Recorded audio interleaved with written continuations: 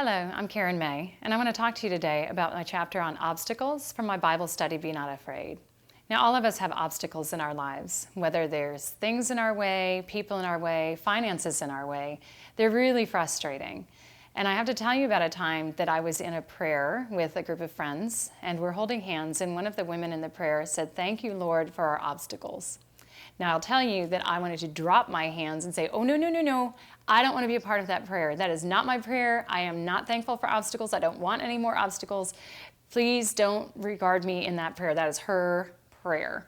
And as I thought about it, I realized, she's actually right, and I should be grateful for these obstacles. So I'm going to tell you a little story. In our house, we have a screened-in porch on the back. And sometimes the wind will blow the door open, and we'll have these wrens that will fly in. For some reason, they just love our porch. And they'll come in, but they get stuck.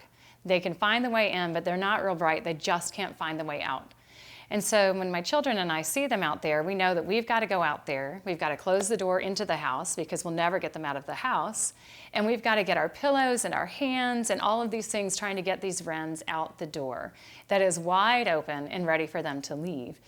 And poor things, they're so scared that all they see is the obstacles that we're putting in their way and not the open door that they need to leave from.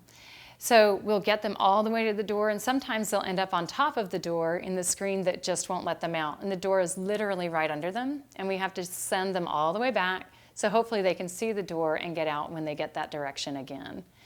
So for us, when we have obstacles, God can be doing the same kind of thing.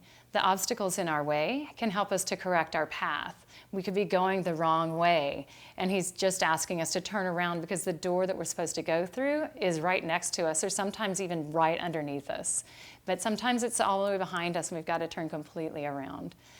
Sometimes they can give us purpose. If you have an obstacle to something, all of a sudden you have to make a decision. Is that worth getting? Is that worth going to? If it's not, then we've understood what our passion is for that. If it's something we really, really desire, then we will work through that obstacle to get there. If it's not, then we can leave it and walk away. He can also use our obstacles to build our strength.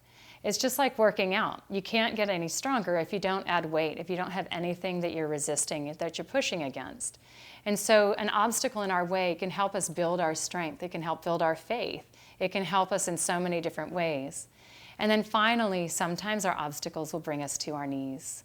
And these are heavy and they're hard.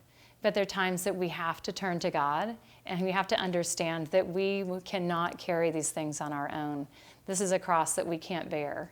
But when we do, we know that God is the one helping us to carry it. God is the one helping us to lift it. So yes, I thank God for my obstacles. It's so hard, but I do. And I ask God to calm my fears, and I ask Him to calm yours, so that our fears aren't pointing us away from the open door that He has ready for us. Thank you so much for listening, and be not afraid.